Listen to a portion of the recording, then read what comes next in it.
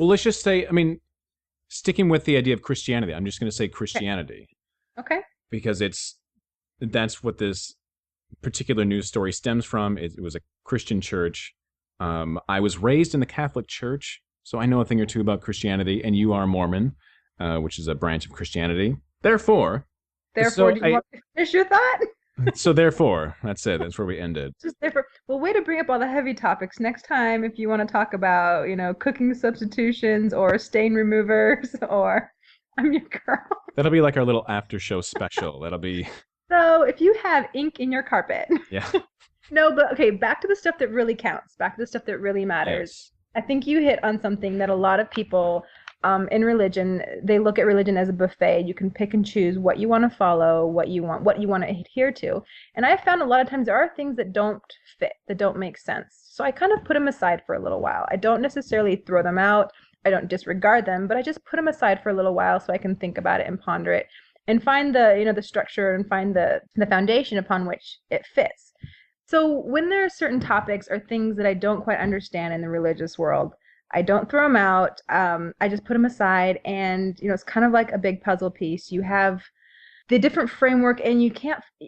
Here's what I Yeah. really, what I cannot understand. We are living in the year 2010. I mean, Yes. we are so beyond what the authors of the Bible knew thousands of years ago.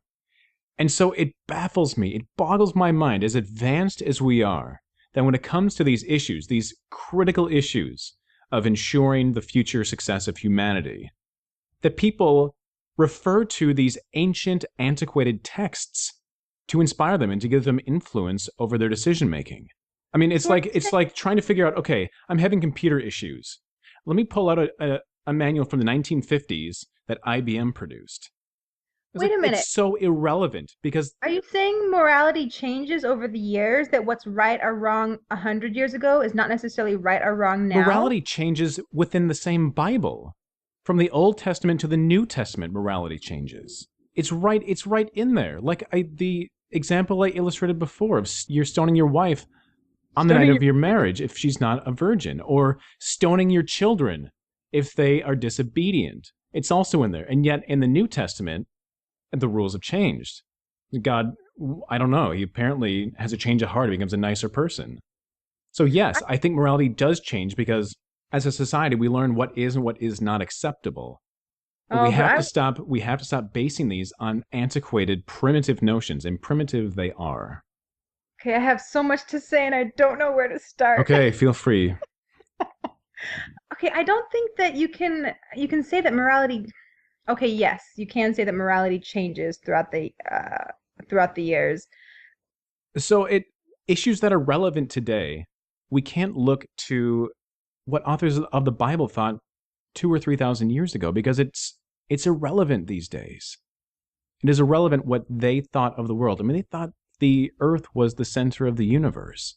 They thought that, I mean, they didn't know things about disease. They didn't know why crops died. They didn't know about weather systems. They were an ignorant tribal people trying to make sense of the world, but they got it wrong. And so if we keep going back to them and trying to understand our world, present day, based on what they thought the world was then, we are never going to grow. We're never going to progress as a society. Yes, but if we keep changing everything as we go along just to fit our needs, if there's no clear-cut moral law that we abide by, and if it just changes with our every whim, that's kind of a scary place as well. So you're saying that moral laws that I think there discriminate are, against certain individuals we shouldn't change? no, I'm talking about changing things that would make a better life for us, for okay, everybody. I'm not talking about discriminating against certain groups. I'm talking about certain, fundamental truths that there are moral laws that you can't break yourself against. Just like you can't defy gravity, you can't defy certain moral laws. I I can think defy that you gravity. you do not defy. I Shut up. do. I'm floating right now, in fact. You I'm can't. I think hovering just above like my there are physical balance beam. laws that we are bound by, I think that there are moral laws that we are bound by. Okay, but to And say that you get them from the Bible, no, and okay, this is one thing where we do agree that the Bible it was compiled and put together by man. So it's going to be several different men's ideas, several Yes, different and writers. specifically men. When we say men, we're not talking about humanity as a whole. We're talking about men, guys with Yeah, testicles, yeah. Wow, way to put it so eloquently. presumably. And yes, it has flaws, and yes, it's not going to be complete. And it's just a place for us to start with understanding our humanity and understanding our relationship with God. It's not the final word. It's not the end all be all. I might get in trouble for saying that. Um, Not but by as me. long, hmm? Not by me. Not by you, Will the Mormon Church have you doing community service like me? like you. Yeah. Well, what the I mean, you're they from a could excommunicate you, could they not, if they felt that your beliefs strayed too far from the doctrine that they uphold? they're not judgmental like that unless you act out and do things that are contrary to, um, you know, contrary to the church's rules. They're not going to excommunicate you. Right. And they don't kick out people for being gay. It's not like you're excommunicated for being gay or you're kicked out. It doesn't work that way. Mm. Um, I know you probably think it does. But actually, Do you think surprisingly, homosexuals feel free to express themselves as homosexuals in a church? no, I don't think they. I don't think they are, and I think it has to be a very hard thing to be a Christian homosexual. I think that has got to be extremely hard, and especially to find your place and understand, God's role in your life. And I think people who, I think those people have an extra struggle if they, and most of them aren't even Christian because it's hard to find their place there. More and more people leave the church. I agree. I mean, that's a fact that But just because that's the way of our society doesn't mean it's right or wrong. And I have found that just because something is popular, or just because something is everyone believes something a certain way, that doesn't necessarily mean it's right or wrong. I guess what it boils down to is Yes, what does it boil down to? if we want to progress, if we want Okay. to progress, we're living in the now, several thousand years after the authors of the Bible wrote their stories. Hmm. We can't use them as a frame of reference because what they talked about, what they wrote about, was relevant only to people in their time. And They people weren't they now, weren't thinking about, okay, how are people in 2010 going to interpret wait a, what we write? but wait a second. But people now and people back then, they had the same problems. They had the same human emotions of jealousy and anger and love. And I mean, problems are basically the same that you have. I But mean, it's we not. understand, we have a different perspective now because we understand, I would say we have a better concept of right and wrong. Just like, thankfully, slavery was abolished, and it took progression to get past that. We wouldn't Hmm. say that, well, we should, I'm thinking about becoming a slave owner again.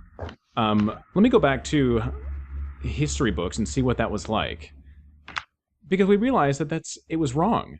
So we can't keep going back to stories of the Bible because a lot of the notions that they held are discriminatory and evil and violent, and we have to accept the fact that we've grown beyond them, that we have a better sense of right and wrong these days. But I think most people don't know, are not smart. I'm gonna get in trouble here again. Most people are not smart enough to distinguish, I think, and to really logically think through and determine for themselves what is appropriate and what is adequate for them. I think most people, So you think most people are so weak-minded that no, I don't think people are weak-minded. I think, okay, so final thoughts on this okay, topic. final thoughts. I mean, I think the continual discrimination against homosexuals and really any minority, even against atheists, is wrong. And I think in order to progress as a society, we have to stop looking at the Bible for answers. I don't think you're going to find the answers that we need in the text of the Bible. We're beyond that as a species. And if we want to stop discriminating, we need to start looking at new ways of being open and accepting and loving. So what do you suggest then? I suggest we stop allowing religious leaders to dictate how we should think in terms of how homosexuals are treated. If even just one religious person with power, I mean, say, But I don't think any religious faith or any religious leader says that you should persecute them. not persecute, but discriminate, yes. And that's unfortunate. I don't think that anyone should ever be, discriminated against. I mean, and not allow, It's not the Christian way. it's whatever that means.